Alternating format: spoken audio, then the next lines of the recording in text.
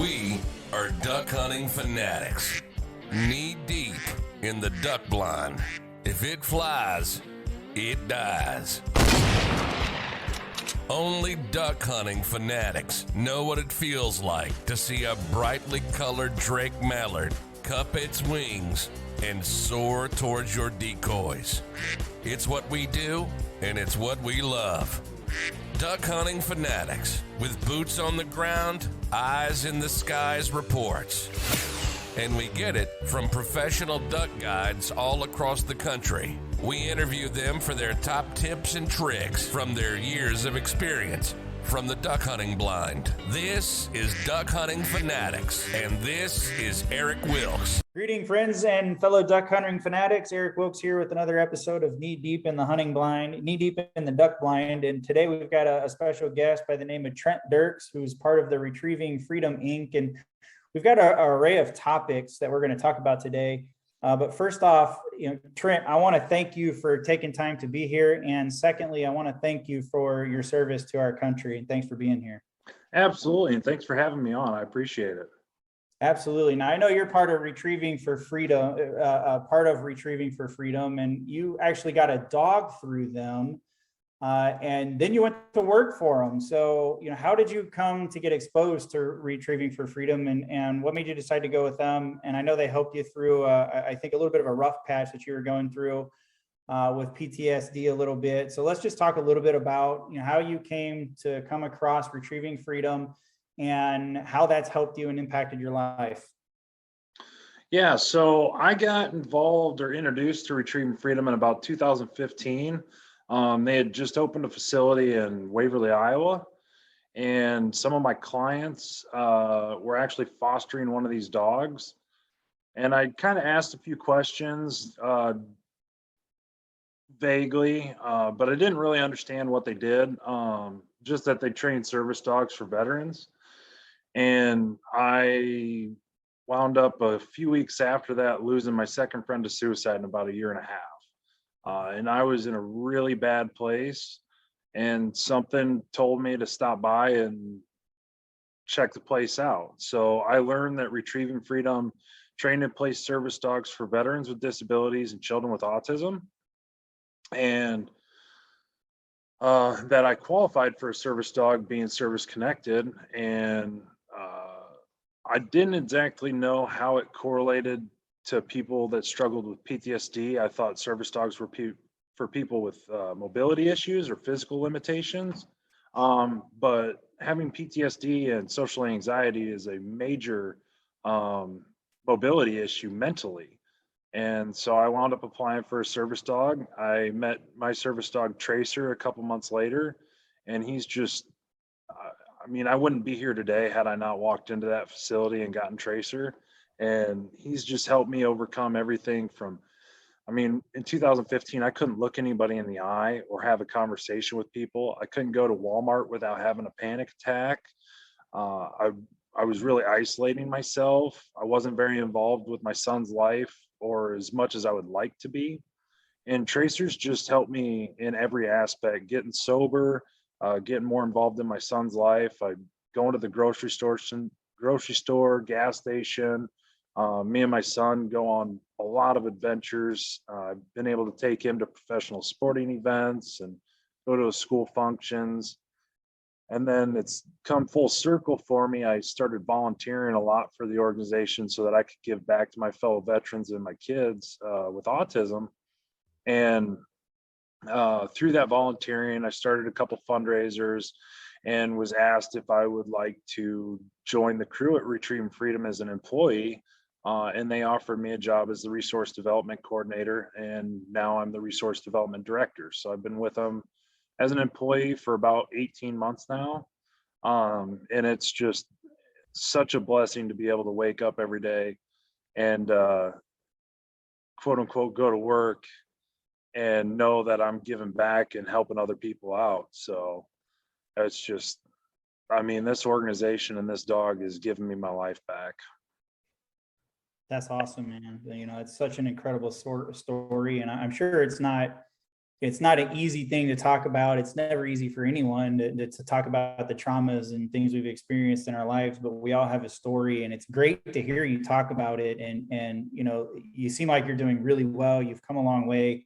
I mean, you're standing here today, right? I mean, that's a good thing. It's a positive thing. And on the flip side, I know you and I were talking a little bit before we got going on the podcast. That also kind of led you, if I remember right, to duck hunting a little bit and got you exposed to duck hunting, and why you really, you know, from what you were saying, why you really got into it. So talk about that a little bit. Yeah, so one of the tasks that we train a lot of our service dogs to do, almost all of our veteran service dogs are trained to retrieve objects. And so as me and Tracer got to working together and we were working through that, our founder, Scott Dewey, asked me if I was interested in hunting. Scott used to train field trial retrievers, competition retrievers. And at this point in time, I wasn't really interested in hunting anymore. I grew up hunting, but I just, with everything that I had been through, I wasn't into it. And then he asked me, well, what if you had a dog to do it with you? And a light bulb kind of went off and said, well, maybe we'll see. So we had to teach Tracer how to hold objects and pick objects up, you know, in case I dropped something or had a hard time bending over and picking it up. So we walked through the process of retrieving items and holding. And I was like, okay, well, what can I work on next? And he started giving me things to work on in the yard work of, you know, retrievers. And pretty soon I was like, okay, what can I work on? What can I work on? It's like, I don't have time. So I actually went to work for his old assistant, training field trial retrievers for about 4 years part-time, putting in, I don't know, 20 to 30 hours a week doing that. And he really helped me progress Tracer through his training, marking, handling, steadiness, and everything. So I actually went to my first hunt test and ran him in a junior hunt test in the fall of 2016. Met some guys from Delta Waterfowl, and then I went on my first duck hunt in the fall of 2016, shot my first duck over Tracer. Tracer retrieved it, and I've been hooked on quack ever since. That's awesome. And I like that, hooked on quack. That's a good way to put it. You know, and I got to tell you, I've got a couple of hunting dogs myself, and there's nothing more exciting, I think, than, you know, having that companion there, number one, and number two, watching them work and the drive that they have. It's just unreal. And we've had quite a few guys that either own dogs or at the very least have hunted over dogs, and they know how exciting it can be. Just kind of enlighten our listeners a little bit on the training process, because I think a lot of guys fail to realize what kind of work actually goes into training a dog. You know, if you don't own a hunting dog, and your dog has even more extensive training because your dog doubles as a service dog, but just talk about, as it relates to maybe duck hunting, what that process looks like, and maybe if you can give some insight into, I know it takes some patience, but if you could give some insight or some advice to a guy that's maybe thinking about getting a hunting dog. Yeah, so when I started with Tracer, he was about 1.5 years old, so a little older than your typical retriever starting out. But he had a solid foundation of basic obedience when I got him, and a good understanding of a lot of things, and he had been exposed to a lot of environments and whatnot. But my process with a hunting retriever is I always like to start with the basics, you know, a lot of rewards, positive reinforcement, and basic obedience. So they understand what a correction is, what positive reinforcement is. When they do something good, they're getting a reward, whether it's a treat or a bumper, things of that nature. But then when you get into a little bit more of the direct training, you know, so you'll work on holding objects in their mouth first. I mean, simple. We're not forcing them to do anything that they don't want to do, but we're encouraging that behavior of holding something in their mouth, which leads into, you know, more of a force fetch process, which is, I really like to do a pretty light force fetch, but the understanding of the pressure and how to get out of that pressure so that they understand that, hey, this correction isn't necessarily a bad thing, but I'm going to go through it. I know it's tough, but I want to get through it. So that would be just a simple ear pinch. They grab a bumper, boom. Um, Pressure's released. They get a lot of rewards, happy bumpers, and everything like that. Um, and then picking those objects up off the ground, collar fetching, which is kind of in with your force fetching process, to a walk-in fetch where you're walking alongside the dog, telling them to fetch. They'll fetch it off the ground, and then shoot, throw them a happy bumper. And then once you get through that, all during that, you're throwing marks, right? So you want to be getting somebody throwing those marks for that dog, whether it's birds, dead birds, live birds, bumpers, any way that you can build that excitement for that dog. And that's an instantaneous reward. Mark goes off, you release the dog, dog goes and picks it up, brings it back, big reward, a lot of praise, and it's a lot of fun for both of you. And then you get into, more advanced stuff, water training, force to pile, and handling and casting, which is a lot of fun when dogs are picking that up and starting to take the right casts, and you want to start simple with that, just like on a place board, and teaching that dog to place on a place board and looking at you, and you get to play with happy bumpers when they look at you and give you that eye contact. You get to flip them a bumper or whatnot. And then you'll have a pile of bumpers to your left and to your right. And then you can give them a cast. And if they don't like to take that cast, flip a bumper over there and say over.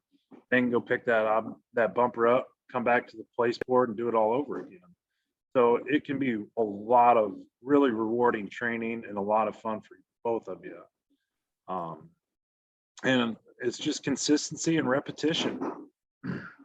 Yeah, it's like anything, right? It's consistency and repetition. And it's, I think a lot of it, you hit the nail on the head. Like it's enjoying the process. It's taking time out and enjoying the process and making it fun, making it rewarding for both of you. Yeah. And I think that process for the guys that have the time to go through it, right?